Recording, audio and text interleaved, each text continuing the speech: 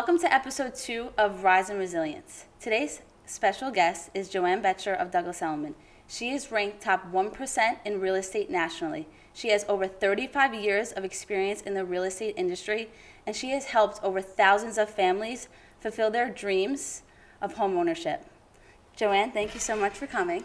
Thank you for having me, Of course. I know that you're super it. busy, and I really appreciate Yes. your time. So tell me how you got into real estate. I got into real estate quite by accident in a way. Mm-hmm. My husband is a licensed professional engineer, and I had my previous career was a medical administrator, Mm-hmm. and at that time the facility had been sold and it was not going to be used for medical anymore. Mm-hmm. So I decided to, my husband had already started a home inspection business on the side. He was doing quite well, and I decided to see how to get his business going even more. Mm-hmm. And I went down to the local real estate office thinking that's how you get someone going really strong in that type of a business. And to find out that you had to go get your license to work there. So then I went and got my license with the company. It was wonderful. Mm-hmm. And realized that's really not how my husband would get his business going, but Right. it got me going. Right. And at first I did not like the industry at all. Wow. They didn't look kindly at real estate agents. And I had always been looked at, on a pedestal being in the medical profession. All of a sudden you're in real estate, and they kind of, the public looked at you a little differently. Absolutely. I don't know if I was a step above or below the used car dealer. So I said, well, I'd like to change that. But of course I did real estate in the community I Mm-hmm. grew up in, Mm-hmm. which is Lindenhurst, Mm-hmm. is where I grew up. So I started there. And it was... my friends, now that they knew I was in real estate, they were going to sell their parents' house, or they had a child that was looking for a home, and I'd give the same statement to everyone. I'd say, well, I'll help you, but I'm not staying in this business, but I'll definitely help your son, daughter, or mom and dad, because Mm-hmm. I just love helping people. Right. And actually, that's what kept me in the business. The Wow. fact that I was helping people, and that's what I did in the medical professional, so you're Right. always helping. So Absolutely. with that hat on, that's how I could start to become a little successful in Right. the business, Wow. thinking that I was really, really helping people. Mm-hmm. So it was great. Yeah, that's awesome. So that's how I got started. Okay. Okay. Good. So what is a day in the life of Jo Ann Boettcher like? A day in the life of Jo Ann Boettcher is probably waking up at 4 a.m. every morning, or maybe getting out of bed at 4:30. Mm-hmm. Of course, it takes me a little longer to get ready these days than it used to 35 years ago or so. But and then I do affirmations, and I role play with some people, Mm-hmm. and I also get on the phones in the morning and Wow. make some phone calls, Mm-hmm. and then I'm off to the office. Yeah. And whatever appointments I have, that is scheduled during the day. Usually, pre-pandemic, my day would start maybe at 4:30 in the morning, but it wouldn't end until sometimes 9, 10 o'clock at night, because I'm very Wow. involved in a lot of community service work also, Right. having evening appointments or being involved with committees and Mm-hmm. different volunteer work that I do. Amazing. Yeah. So when did you start a team? When did I start a team? That was probably my second, third, maybe my fourth year in the business. Mm-hmm. I was doing a nice amount of business, and a gal in my office who was another realtor Mm-hmm. had an accident, and she had a broken ankle at the time. Mm-hmm. So she couldn't really work. So I said, tell you what, I really need help, and why don't you help me? I'll help you, you help me type Right. of thing. So that's how I got my assistant. Mm-hmm. And then when I left that company, after becoming quite successful, that company had really gotten a lot of top producers in it, and at one time after another, or one after another, we kind of left that company, all went our separate ways, but that company did have a lot of top producers within its doors. Mm-hmm. I went to another company, and that girl came with me, Mm-hmm. and so she was my team member. Mm-hmm. She was my showing agent. Her Mm-hmm. fracture healed, of course, and got better. However, when I went over to that other company, and everyone will remain nameless, I hope Absolutely. you appreciate that. Yep. I did get sued by the other company because now they were going to teach the industry a lesson that they were not going to lose their top producers and have them walk out on them.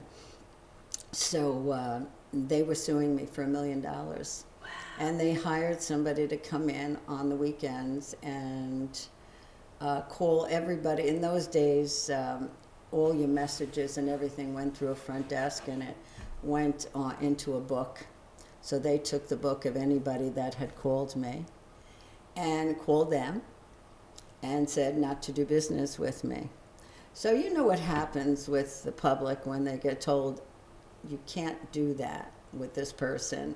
Well, then, believe me, the public rallies around you, especially if they appreciate you and feel that you've done a good job with them, or they respect you. And so that's what happened. And then all those people they called to tell not to do business with me decided they wanted to do business with me. So then I started getting even busier. Wow. So it was really, although they were trying to hurt me, it helped you. me. So wow. That's I amazing. appreciated that. Yeah. I didn't appreciate it, however, when I got the knock on the door and said I was being, sued. Right. But anyway, it worked out well in the end. I'm glad that you turned that around, and that's I the did. true definition of resilience. Yes. Like yes.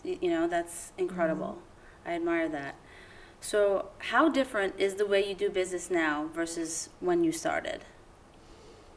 Well, when I started, I don't even think I had a beeper. When we started, to be very honest with you, I always say, with technology today, I started with standard typewriters and ditto machines, Mm-hmm. So all technology was way beyond my imagination or the fact that I could even deal with it. Mm-hmm. So I didn't even know how to work a calculator. Mm. Wow. So there was one gentleman who was a top producer when I first got in the business, and he had this adding device that he always used, and he could calculate the percentages, and he could calculate with mortgages. So I figured, why get a regular calculator? I was going to get one like him. So to this day, I still don't know how to use a regular calculator. I only know how to use a very advanced calculator. Wow. Yeah, an HP 12C is what it's called. And now they have an app for it, so I have it downloaded on my phone. Mm-hmm. So it's... wow, interesting. So technology, we had beepers Mm-hmm. when they... I guess were a little popular. Mm-hmm. No cell phones at all. And Right. I do remember my very first cell phone was very big. Yeah. Very big. And we didn't have printouts. We had sheets come to the front of the door every day at your real estate office in a plastic package. And those were the new listings that came out. Wow. They might have... they did have all the information. They might have had a picture on it. I don't even remember. And then they advanced. They got books. Interesting. Eventually, in my business, we had the book of all the listings, and that would come out every week. Every week, okay. Yeah, so that was quite impressive. So if and look at today. Yeah, so if you had to put out a listing, you only had one opportunity each week to put it out because the book was only going out once a week? It's so far back, I'm forgetting how it went. Right. But you would send it in, Yeah. And when you did a market analysis for somebody in those days, you didn't have all these pictures online with professional photographers, right. Like you are and like I do on all my listings today. Right. However, when I did a market analysis, I would quickly get in my car with my camera, go and take a picture of the subject property, and then all the solds and all the listeds and what's in contract around it that you would present. I would go and take pictures of all those houses, go to the 1 hour photo, have them develop it, quickly come back, put them on all the sheets, and then prepare. That's how you would prepare your market analysis for the homeowner. It was great. That's a lot of work. It was a tremendous amount of work, actually. Yeah. When I think about it today, everything's so much easier. So much easier. So how did you, like, you had no choice but to adapt. So. Oh, sure. Right. And if you do a lot of business, you know, that's what you're going to. That's what's. Right. You really don't have a choice. You don't have a but choice. I was always fortunate. I did a tremendous amount. I was blessed. Let me just say that. To get this kind of business, and I always had an assistant, so I didn't really have to learn technology. Right. It was easier and more cost effective for me to pay someone to do that for me. Absolutely. So that's how I always had an assistant. Nice. So, and then buyer agents came along with that also. Right. So what would you say is your favorite part about being a realtor? Helping people. It's very, very rewarding. And then when they tell you that, oh, that you made them so happy, or, you know, you made them either find their dream, or they left what they had, all their memories go with them, is what I always tell them. You might be selling your home today, but, you know, you're taking all your memories with you. Right. And they're so glad that the transition went so smoothly. And I will have to say, most of the time it does. It's just, and it's very rewarding. Right. You know what's more rewarding? When they turn around and refer so many, their children to you, their relatives, their family and friends. It's very rewarding. What percentage of your business is referral? Is it all? A majority of it. Very large, yes, a very large majority. I can't give you an exact number of percentages, but a lot of it is referral. Right, that's amazing. Yeah, it is amazing, and it is great. Yeah, so good. You could get a little spoiled. Right. It's good. What advice would you give someone looking to get into real estate and really build their career? The advice I'd give is that you have to be dedicated. You have to really want it. You want to do it. Right. It is a career. Right. And it's not something God gave us one mouth and 2 ears. And he did that for a reason, because we're supposed to listen more than we talk. So it's, when somebody gets into the business, I think they should listen to the people that they're working with, the seller, the buyer, and also whoever is running your office. And certainly, you know, listen to all the tapes, and don't think you know it all. Read all the books that are there to help you. There's a lot out there that you can use for help, and you should do it. Yeah, there's so much to learn. And you know it doesn't come overnight. Right. You can't get discouraged. You know, it's the business That's that you have to be prepared for. You better have 6 months to a year reserve in the bank, and if you don't have that, it's very hard. It is difficult. Yep, I agree. So you are an active member of the community. Very. You are the president of the Chamber of Commerce of Babylon, and Lindenhurst. Lindenhurst, sorry. And you are the vice president of Kiwanis Club. Tell me. The Lindenhurst Kiwanis, yes. Tell me exactly all about that and what you guys do. Okay, well, obviously the Chamber of Commerce is bringing all the businesses together in the zip code of 11757, which is the Lindenhurst zip code. Okay. And of course, I'm a participant and active in the Babylon Chamber of Commerce. However, I grew up in Lindenhurst, so there's a special place in my heart for everything that goes on in the community. Right. I have been president for a very, very, very long time. And the Kiwanis Club, that's another near and dear thing to me. I actually got into the Kiwanis Club because I was successful. And I wanted to give back to the community, because you can't always be a taker. You have to be a giver. Always pay forward. And it had a lot of, at the time, there were no women. There was one woman that was actually a member, but just in name only. She was the receiver of taxes. At the time, she, of course, never participated. So I was the first woman into the Lindenhurst Kiwanis Club. And when I was invited by one of my homeowners, who was the president at the time, and when I sat in on the meeting, I thought, wow, these guys have great ideas, the things that they're working on, everything they're doing.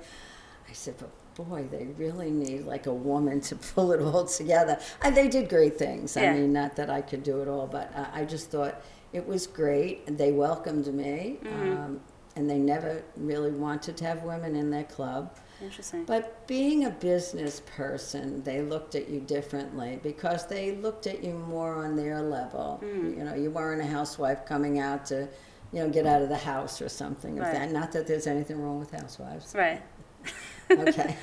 But I was a business person, so I had a business mentality. Right. And I still do. Absolutely. So that's a key thing. Okay. You know. So tell me about Hometown Heroes. Oh, this is my pride and joy. Yes. Hometown Heroes. Lindenhurst Kiwanis Club started this last year in Lindenhurst. It's to honor if you have a veteran that you want to honor, somebody in the military, past, present, or whatever. We honor them by putting up a banner on all the decorative poles. It started in Lindenhurst, so in the village of Lindenhurst. And it's a vinyl banner. It's lovely. It's $200 for this banner that somebody would purchase, and we will hang it from Memorial Day to Veterans Day. Wow. And so it stays up over 5 months. Yeah. It's a long time. It is a And long it's time. a beautiful sight just to see all those banners of all these military people. And so what happened was the town of Babylon, they had tried to get something started in the past. And so when they saw how successful we were, Chris Schaefer, our supervisor of the town, gave a call and asked if we would help with theirs getting started, and could we do the entire township of Babylon. Wow. So right now that's the project. Love we are it. in the process of doing that. We are absolutely thrilled to participate. I do want you to know, yes, the money, some of the proceeds go to the Kiwanis Club to help our children in the community, but also we give to, you have a choice to donate portion of your money to one of 3 military. It would have to do with military on Right. Long Island. So this year we're doing the United Way of Long Island, generalneeds.org, and Warrior Ranch Foundation. Then one of those 3. And you also have a choice as to where you want your flag hung, meaning which town, hamlet, Right. that you want to hang it in. So it's a wonderful, wonderful program. So you have until April, or the end of April, Okay. to get your application in. You go to hometownheroes.org, Lindenhurst, Lindenhurst Kiwanis Club.org. You can get the application online. It's wonderful. I love that. Excited. Oh, That's very very exciting. exciting. Yes, we did, over 150 banners so far. Wow. That's great. That's incredible. My brother's a Marine. My cousins are Marines, so I Oh. come from a military-based family. So I love everything about that. Oh, it's wonderful, Yeah. Shout out to all the vets and people serving in the military. We owe it all to you guys, so thank you for that. Oh, we thank them every day. Absolutely. Absolutely. Every day. Yep. Without a doubt. So with that being said, your drive and your work ethic is that something you've always had, or did that come about at a certain point in your life? No, I don't think it came about at a certain point. I think It's in I've you. always had a drive. When I was in high school, my best friend lived across the street from me. I always got up early, so I'm an early riser. And I would get up even an hour before I had to get up for school just to go across the street and do her mother's hair every morning for her to go to work. So I always had this Yeah. ambition, and I was love that. ambitious in school. Yes, I always worked from probably the age of 12. Inspiring. Whether I sold comic books on the side, Right. It was something. of the Yeah. luncheonette, Yeah. yes, and then I worked as a soda jerk in those days. That's what they were called. I guess it's not politically correct to say that today, right? In the soda fountain. Oh, okay. I started there when I was, I think, 14. Mm-hmm. I made 35 cents an hour. Oh my Yeah. God. And then the Wow. day I turned 16, I was able to go next door to the supermarket and work because my whole family and my brother and sister Mm-hmm. used to work there, so we all, and my members of the family you always started at the supermarket. Right. It's incredible. I mean, the appreciation that you have, it just stems from being, experience life and how things have changed. And it's I'll incredible. say they've changed, Yeah. right? Changed a lot, Yeah, you know? absolutely. I mean, Absolutely. just from black and white TVs. Yeah. Yep. Or just a TV. Exactly. Yeah. and going on. Do you think there will ever be a time that you no longer sell real estate? No. I love it. No stopping You know, her. everybody says, when are you going to retire? And I said, why? I love what I do. Right. There's no reason to And stop. if I stop having fun, well, or if health related, I mean, God forbid, I think that would be the only thing. I love what I do, most of the time. Don't get me wrong. It's not always always easy. Yeah. fun and games. Right, I mean, I absolutely. have a lot of fires to put out also, but that's my specialty, is to calm the waters. And that's really a very important, and that's probably what I should say when somebody's getting into the business. You have to know how to be calming. You have to know how to diffuse something. You can't make it explode even more. Right. That's a real important lesson. It's true, because the emotions are contagious. First of all, the seller that's their only thing they're selling, and it's their most valuable asset. Right. All right. A buyer, it's their most expensive thing they're going to get in their life at that time. Right. So their emotions are very high. You're the one that has to keep it on a nice, even keel. Right. And, bring them down and make everybody feel important. Nothing is minimized, but yet you must calm the waters. I think you do that perfectly. Oh, You're very soothing. Oh, thank I you. love being in your presence always. Oh, thank you. Of course, That's of course. very sweet. Very sweet. So what motivates you to continue grinding at this business like it's your very first day? Well, number one, I love being with people. Right. I really do.